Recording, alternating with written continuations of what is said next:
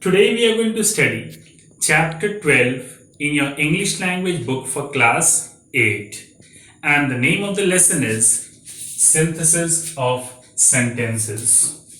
Now, what does synthesis of sentences mean? Synthesis means combination, combining two or more simple sentences into one new sentence. So in this lesson, we are going to combine two or more sentences into one new sentence. So there are different ways of combining.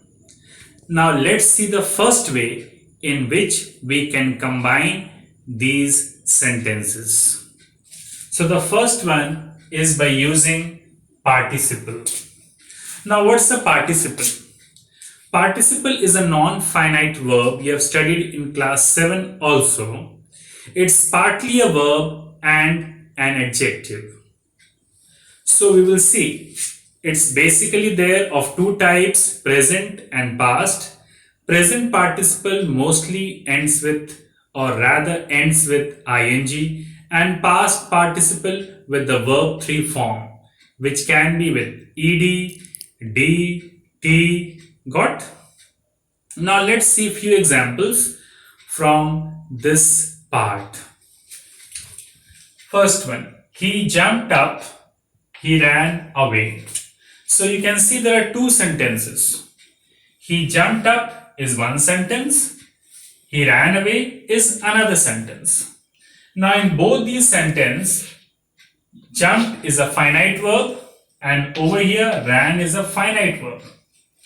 We have to change one finite verb to a non-finite, over here participle, and combine them to make a single sentence without changing the meaning.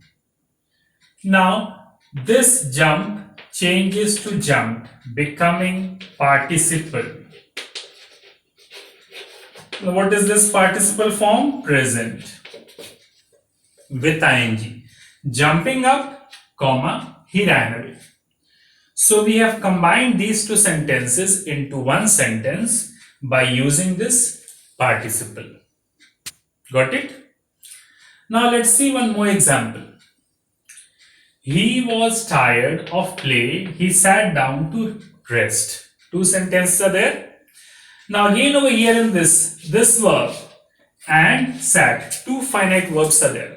So when we are going to combine it, we will change one finite verb to a non-finite verb, because a sentence should be having one finite verb. So let's see. Tired or being tired. Either way you can write. Of play, comma, he sat down to rest. So now in this sentence, tired or being tired is a participle, be it past or present. Of play, he sat down. Over here, sat down is a finite verb. In this way, we make it one complete sentence. And further, the meaning does not change. So that has to be kept in mind.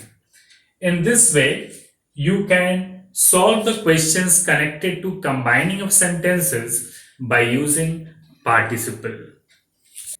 Second, now this is by using noun or a phrase in apposition. Now what is this phrase in apposition? Phrase in apposition is a group of words which describes the other, basically a noun or a pronoun. So these two elements, they are doing the same work. If I am saying my friend Sohrab, so I am identifying, I am defining the noun over here. Got? So let's see one or two examples. This is my friend, his name is Rama. Now we are going to combine these two sentences to one sentence by using a noun or a phrase in apposition. That means this group of words is going to describe this noun. So this is my friend Rama.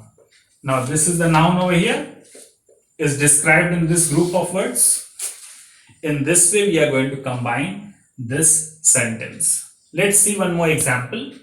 There goes my brother. He is called Sohrab. So again it becomes there goes my brother Sohrab. Got?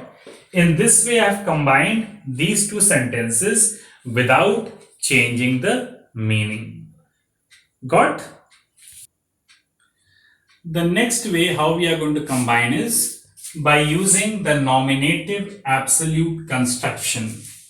Now, what is this nominative absolute construction? It's similar to the first one, what we studied, noun or a phrase in apposition.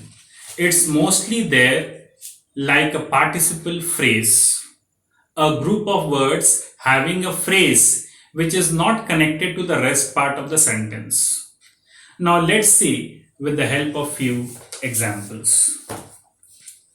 The soldiers arrived, the mob dispersed. Two sentences are there. We are going to combine it by using a participle. So the soldiers having arrived, the mob dispersed. We did not change the meaning. That has to be kept in mind. Got? Next example.